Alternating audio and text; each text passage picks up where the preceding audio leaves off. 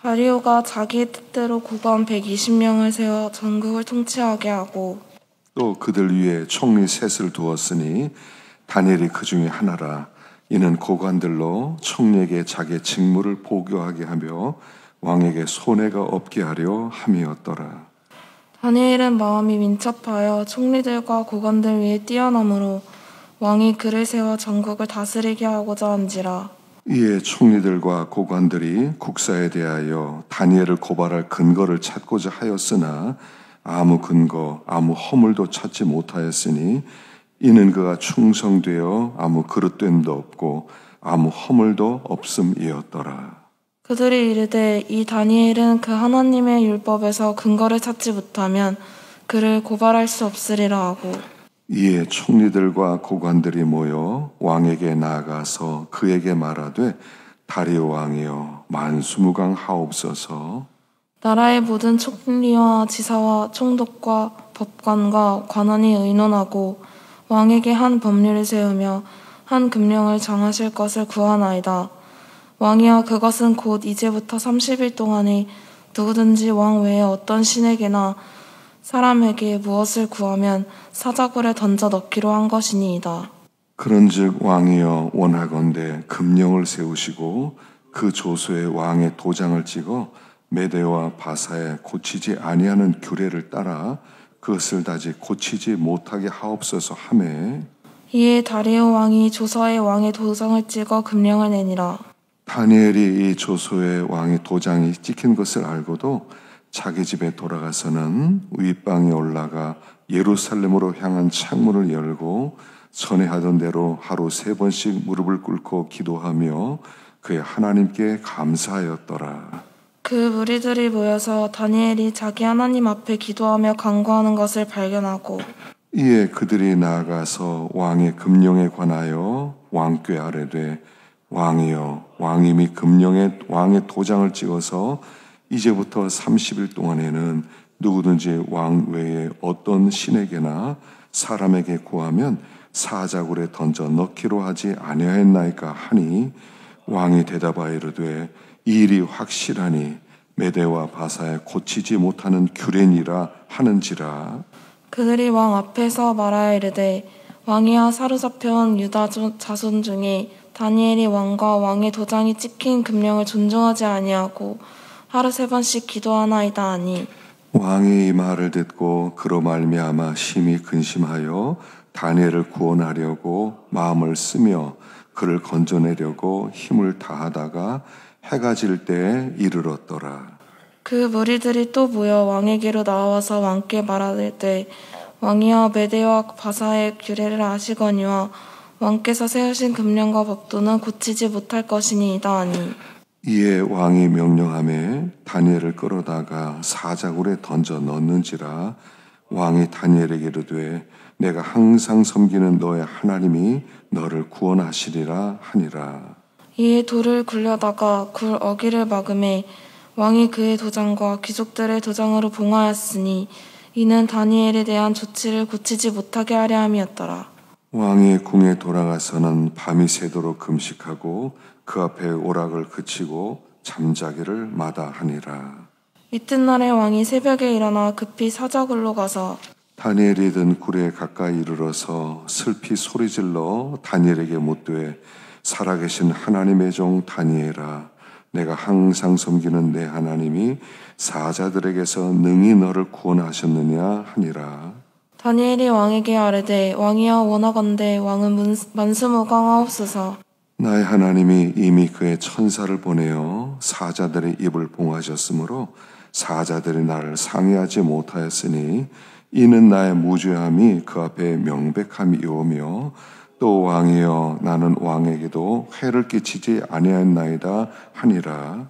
왕이 심히 기뻐서 명하여 다니엘을 굴에서 올리라 하매 그들이 다니엘을 굴에서 올린즉 그의 몸이 조금도 상하지 아니하였으니 이는 그가 자기 하나님을 믿음이었더라.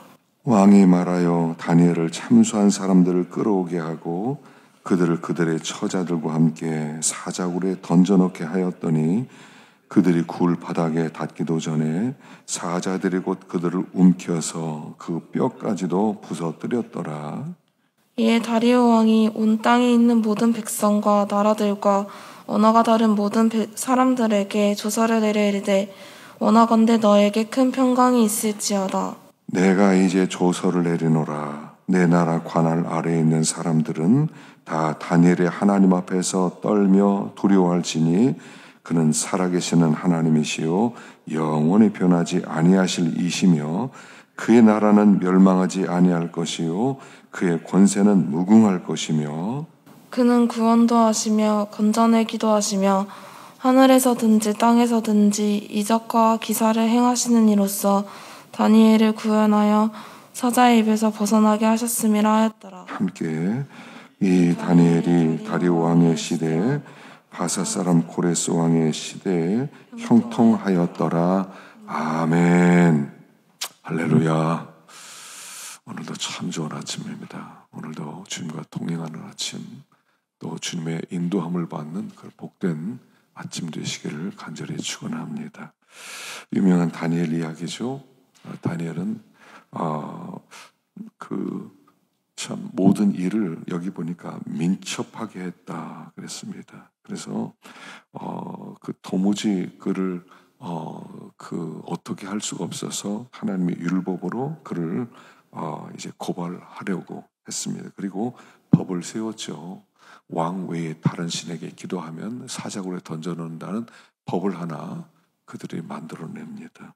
그리고 나서 다니엘이 여기 10절에 있는 대로 다니엘이 이 조소의 왕의 도장이 찍힌 것을 알고도 자기 집에 돌아가서는 윗방에 올라가 예루살렘으로 향한 창문을 열고 전에 하던 대로 하루 3번씩 무릎을 꿇고 기도하며 그 하나님께 감사했다. 참 이 10절 말씀은요, 그냥 우리에게 주는 교훈 자체로 꽉 차 있죠. 첫째는 왕의 도장이 찍힌 것을 알고도 알았다고 그랬어요. 모르고 기도한 게 아니에요. 실수한 게 아니었다는 거죠. 그 다음에 자기 집에 돌아가 윗방에 올라가 예루살렘을 향한 창문을 열고 창문을 열었다는 거예요. 기도할 때 좀 닫아놓고 기도하면 모를 텐데 열어놓고 기도했다는 거 다 보라는 거죠. 하나님을 드러내기 위해서 창문을 열고, 세 번째는 전에 하던 대로, 그 기도는 습관이라는 거예요. 기도는 습관이 돼야 됩니다. 그래서 자연스럽게 하나님 앞에 기도할 수 있었다는 거죠. 그 다음에 하루 3번씩 무릎을 꿇고 기도했다. 3번씩. 하루 한 번도 아니고요. 3번씩. 그러니까 매 순간순간 하나님을 의지했다는 겁니다. 하루 3번씩. 우리가 하루 3번씩만 기도할 수 있다면 우리 흔들리지 않은 믿음을 갖게 될 것입니다. 하나님의 도움으로 우리는 살아갈 것입니다. 5번째는 하나님께 감사했다는 거예요. 믿음은 감사를 낳는다는 거예요. 원망이 나올 수 있는 환경이 믿음으로 가면 감사가 나온다는 거죠. 감사가 부족하다는 것은 믿음이 부족하다는 것입니다. 그래서 그가 하나님을 믿었더니 이 상황이 그에게 감사로 변했다. 그래서 하나님의 일하심, 하나님의 역사하심이 나타났고, 이 다니엘 한 사람이, 여기 왕이 그를 끌어낸 다음에 뭐합니까? 26절에 조서를 내립니다. 내 나라 관할 아래 있는 사람들은 다니엘의 하나님 앞에 떨며 두려워해라. 다니엘은요, 바벨론을 상대했던 사람이라는 거예요. 한 민족도요, 믿음 앞에서는 무너진다는 거예요. 우리는 믿음이 별거 아니다, 약하다 하지만 믿음을 가지면요, 나라를 무너뜨리고요, 나라를 위에 설 수 있게 하고요, 이 믿음으로 우리 하나님께서는 하여간 놀라운 역사를 일으킬 수 있다는 거예요. 중요한 건 믿음이라는 거예요. 믿음으로 나가기만 하면 내 믿음 별거 아니다, 그렇지 않아요. 우리가 한 믿음을 가지고 있으면 한 나라를 정복하게 됩니다. 학교를 정복할 수 있고, 직장을 정복할 수 있고, 사회를 정복할 수 있고, 이런 능력이 믿음으로 나온다는 것이죠. 그래서 왕이 조서를 내립니다. 그는 살아계신 하나님, 변하지 않는 하나님, 그 나라는 멸망하지 않고 그의 권세는 무궁하고 그는 구원하기도 하고 건져내기도 하는 그런 살아계신 하나님이다. 다니엘을 통해서 나타났다 하는 것입니다. 그래서 우리가 믿음으로 나가기만 하면 하여간 살아계신 하나님은 일하신 분이다 하는 것을 보여주고 있습니다. 시편 112편, 113편 봉독해 주시기 바랍니다. 할렐루야. 여호와를 경외하며 그의 계명을 크게 즐거워하는 자는 복이 있도다. 그의 후손이 땅에서 강성함이여 정직한 자들의 후손에게 복이 있으리로다. 부와 재물이 그의 집에 있으며 그의 공의가 영구히 서 있으리로다. 정직한 자들에게는 흑암 중에 빛이 일어나나니 그는 자비롭고 긍휼이 많으며 의로운 이로다. 은혜를 베풀며 꾸어주는 자는 잘되나니 그 일을 정의로 행하리로다. 그는 영원히 흔들리지 아니하며 의인은 영원히 기억되리로다. 그는 흉한 소문을 두려워하지 아니하며 여호와를 의뢰하고 그의 마음을 굳게 정하였도다. 그의 마음이 견고하여 두려워하지 아니할 것이라. 그의 대적들이 받는 보응을 마침내 보리로다. 그가 재물을 흩어 빈궁한 자들에게 주었으니 그의 의가 영구히 있고 그의 뿔이 영광 중에 들리리로다. 악인은 이를 보고 한탄하여 이를 갈면서 소멸되리니 악인들의 욕망은 사라지리로다. 할렐루야. 여호와의 종들아 찬양하라. 여호와의 이름을 찬양하라. 이제부터 영원까지 여호와의 이름을 찬송할지로다. 해 돋는 데에서부터 해 지는 데까지 여호와의 이름이 찬양을 받으시리로다. 여호와는 모든 나라보다 높으시며 그의 영광은 하늘보다 높으시도다. 여호와 우리 하나님과 같은 이가 누구리요. 높은 곳에 앉으셨으나 스스로 낮추사 천지를 살피시고 가난한 자를 먼지더미에서 일으키시며 궁핍한 자를 거름더미에서 들어세워 지도자들 곧 그의 백성의 지도자들과 함께 세우시며 또 임신하지 못하던 여자를 집에 살게 하사 자녀들을 즐겁게 하는 어머니가 되게 하시는도다. 할렐루야. 아멘. 수고하셨습니다. 112편 1절에 보면 할렐루야 여호와를 경외하며 그의 계명을 크게 즐거워하는 자라는 복이 있도다. 그의 계명을 아주 특별하게 사랑하는 사람이 복이 있다는 거예요. 하여간 복 있는 사람은 여호와의 율법을 즐거워하고 주야로 묵상하는 자다. 그렇죠? 복 있는 사람의 특징은요, 하나님의 계명을 즐거워한다는 거예요. 하여간 복 있는 사람은 말씀을 너무 사랑한다는 거예요. 복 있는 사람은 말씀 안에 거하고 이 율법책을 내 입에서 떠나지 말게 하고 주야로 묵상하고 그 안에 기록된 대로 지켜 행하라. 평탄해질 것이고 형통하리라. 하여간 하나님은 어떤 사람을 사랑하냐면 계명을 사랑하는 사람을 사랑하세요. 말씀을 사랑하는 사람을 사랑하세요. 계명을 크게 즐거워하는 자. 이 사람이 도대체 얼마나 사랑하길래 그의 계명을 크게 즐거워했냐는 겁니다. 말씀을 크게 즐거워하는 거예요. 그런 사람은 여기 7절에 보니까 그는 흉한 소문을 두려워하지 아니하고 여호와를 의뢰하고 그의 마음을 굳게 정하였도다. 흉한 소문이 여러분 살면요, 이 사회는 항상 흉한 소문이 흉흉합니다. 전쟁의 소문이 항상 있어요. 뭐 안 되고 망한다 이 소리가 계속 위기다 이건 계속 있습니다. 흉한 소문이 많아요. 근데 주의 계명을 즐거워하는 자는 소문으로 살지 않는다는 거예요. 소문이 이러니까 소문이 저러니까 소문에 따라서 움직이지 않고 이 사람은 사랑 계명을 크게 즐거워하기 때문에 여호와를 의지하고 의뢰하고 그의 마음을 굳게 정하였다는 거예요. 우리가 믿음으로 산다 그럴 때 환경이 좋으면 믿음으로 살고 환경이 나쁘면 믿음으로 살지 않고 이런 게 아니에요. 믿음이란 환경을 뛰어넘는다는 거예요. 무슨 소문이 있든 상황이 어떻게 돌아가든 나는 믿음으로 살리라. 나는 말씀대로 살리라. 나는 순종하며 살리라. 마음을 결정하는 것이에요. 전쟁이 일어나면 그때는 믿음으로 살지 못하고 나중에 좀 좋아지면 그때 제가 주님 섬기겠습니다. 이런 게 아니라는 거예요. 흉한 소문을 들으면서 거기에 따라 움직이는 게 아니라 그는 여호와를 의지하는. 세상은요 다 흔들려요. 흔들리지 않은 게 뭐 있어요? 이 땅에는요, 흔들리지 않은 게 아무것도 없습니다. 다 흔들립니다. 그래서 그 흔들리지 않은 걸 붙들기 위해서 막 지금은 사람들이 뭐를 사놔야 흔들리지 않을 수 있느냐. 그래서 요새 막 금을 사놔요. 금값이 막 올라가요. 금값이. 옛날에 막 달러를 사놨거든요. 달러가 그래도 미국이란 나라가 강하니까 미국 돈은 흔들리지 않을 것이다. 그래서 막 달러를 사놨어요. 근데 가만히 보니까 미국도 믿을만 하지 않는 거예요. 미국도 막 흔들려요. 이제 부채가 너무 많고. 그러니까 야, 달러도 안 돼. 달러도 안 돼. 그리고 눈을 돌린 게 금이에요. 금. 금을 사놓자. 금은 안 흔들린다. 금을 갖고 있으면 어떤 사람은요, 부부끼리 그렇답니다. 무슨 기념일을 만나면요, 금을 사서 서로 선물로 준대요.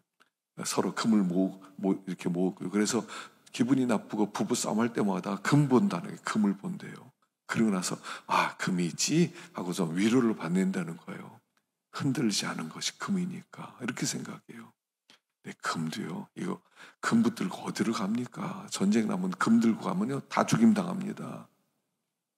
금도 흔들려요. 그러니까 지금 이제 비트코인, 코인이 지금 인기가 있는 이유가 뭐냐면 코인은요, 안 흔들린다는 거예요.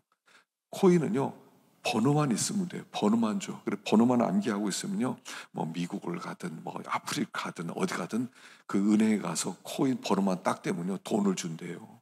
그러니까 이 코인 인기예요. 막 지금 코인 하나가 막 10억씩 가고 막 그렇게 엄청나게 100억까지 간다는 거예요. 사람들 안 흔들리는 거 찾으니까. 근데 그것도요, 북한에서는 해킹해서 다 뺏어간대요.